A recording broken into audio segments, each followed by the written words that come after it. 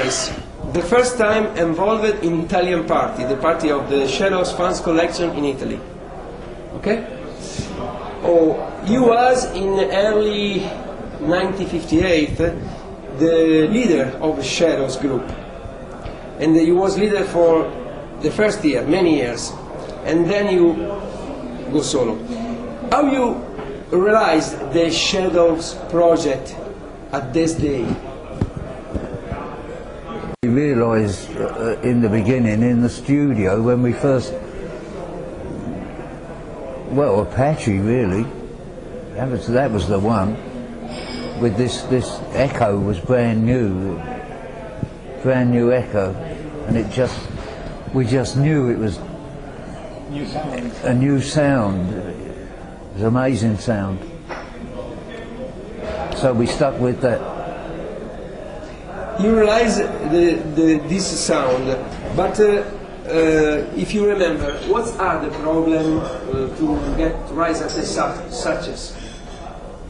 Well, obviously, before we went in the studio, we rehearsed and rehearsed and rehearsed Apache until we were note perfect, and then we just, in the studio, we just messed around with, played around with different echo, and till we got the exact sound, which was wonderful. But your first guitar are not Fender? My first guitar? Oh, so the other of the group? Oh no, I had a Famous, Hank had an Antoria, Bruce, I don't know what Bruce had, I can't remember, but nobody had Fenders. But you discover the sound when you have the Fender or not? Only when you have the Fender? Or only, yeah. We all had Fenders when we did Apache, yeah. And for us, we would like to know something about the recording section, because we know that at time the session is done very different than now.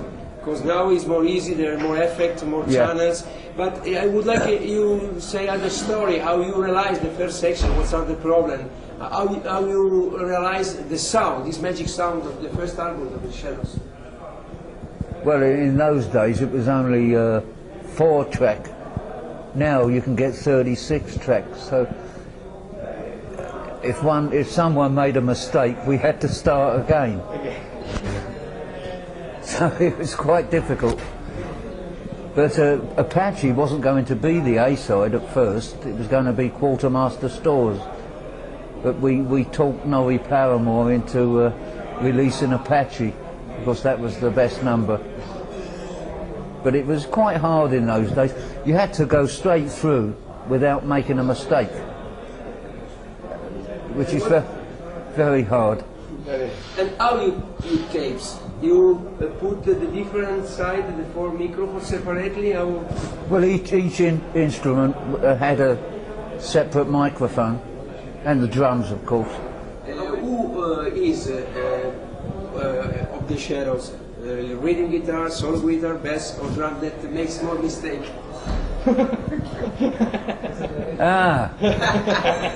Hank. He told it last time. Hank. Hank's music consists of mistakes in the early days, but Hank's very clever. He can make mistakes sound good. He admits this. And who is the more correct? Me.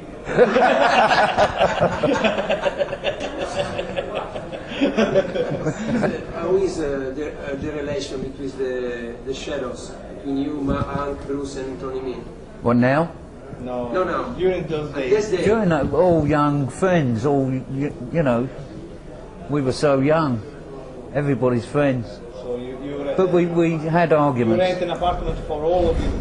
Oh, we stayed in the same apartment for some time with Cliff. With Cliff? Yeah, in Baker Street. Baker Street. Yeah.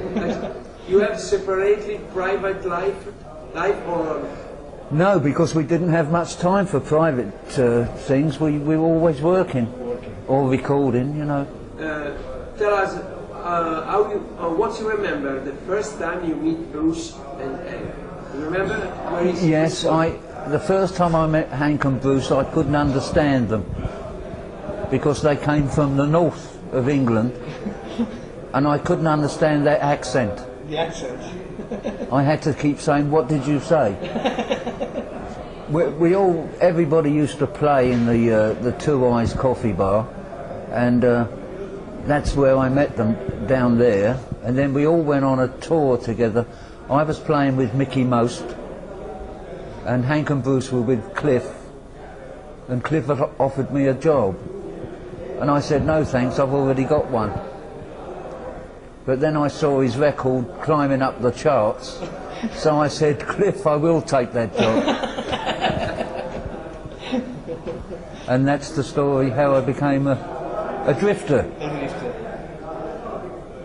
Now is 40 years later, and what are the projects of today of Guitarist? Well, I've just made a CD, and I think it's probably the best one I've ever done.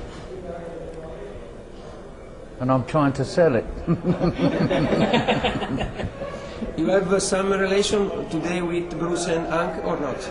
I've been playing every year with Bruce in a club called Lakeside in London, Shadowmania it's called, and I had a phone call from Hank, and he asked me if I'm interested in playing with him in the new year, and I've said yes. So I'm waiting for the next phone call now as to when I'm playing with Hank. So I'm looking forward to that. The same thing said Hank Marvin last time, the first unique time he arrives in Italy, in the clinics he makes on the 1st of July last year, said his desire is to have again for a time all the old Shadow. You, Tony Meehan, Just for one time. Bruce and him for make it a tournée, for I'd make a big like- concert. I'd like You to know the idea? I'd like to see Hank, myself, Bruce and Tony do some shows and even make some records. That would be good. But I don't know. We'll see.